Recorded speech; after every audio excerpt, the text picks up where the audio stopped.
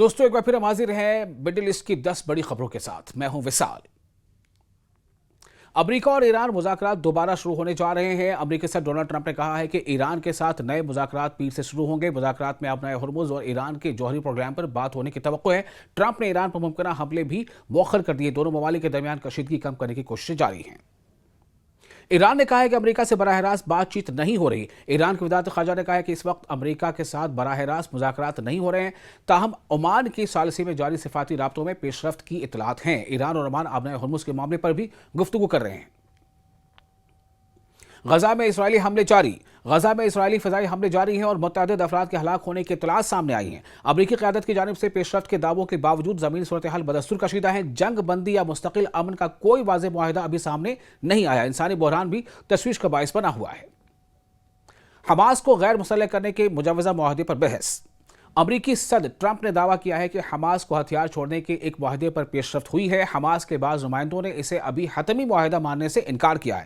اسرائیل کی جانب سے بھی اس منصوبے پر سوالات اٹھائے گئے ہیں۔ ماہرین کے مطابق معاہدے کے عملی نفاذ میں وقت لگ سکتا ہے۔ سعودی ولی عہد نے کشیدگی کم کرنے پر زور دیا۔ رپورٹس کے مطابق سعودی ولی عہد محمد بن سلمان نے صدر ٹرمپ سے رابطہ کیا۔ انہوں نے امریکہ اور ایران کے درمیان تناؤ کم کرنے اور بات چیت کرنے کو ترجیح دینے کی اپیل کی ہے۔ سعودی عرب خطے میں بڑے فوجی تصادم سے بچنا چاہتا ہے۔ سفارتی کوششیں تیزی سے جاری ہیں۔ اسٹریٹ آف ہرمز کے مستقبل پر غیر یقینی صورتحال۔ اسٹریٹ آف ہرمز عالمی تیل تجارت کا اہم راستہ ہے۔ ایران اور عمان کے درمیان اس کے بارے میں مذاکرات آخری مراحل میں بتائے جا رہے ہیں۔ عالمی منڈیاں اس پیش رفت کو بہت اہمیت دے رہی ہیں۔ کسی بھی رکاوٹ سے تیل کی قیمتوں پر بڑا اثر پڑ سکتا ہے۔ مغربی کنارے میں آباد کاروں کے تشدد پر تشویش۔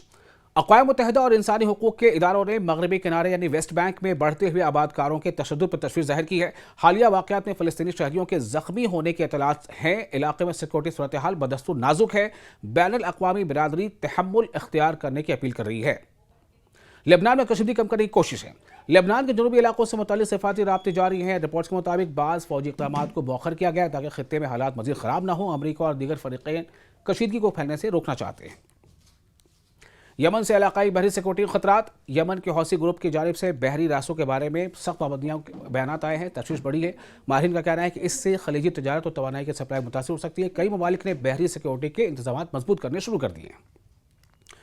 عراق میں ایرانی حمایت یافتہ گروپوں پر دباؤ۔ رپورٹس کے مطابق خطے کے بعض ممالک عراق سے مطالبہ کر رہے ہیں کہ وہ مسلح گروپوں کی سرگرمیوں کو محدود کرے۔ کہا جا رہا ہے کہ یہ گروپ پڑوسی ممالک کی سیکورٹی کے لیے تشویش کا باعث بنے ہوئے ہیں اور اس مسئلے پر علاقائی سطح پر مشاورت جاری ہے۔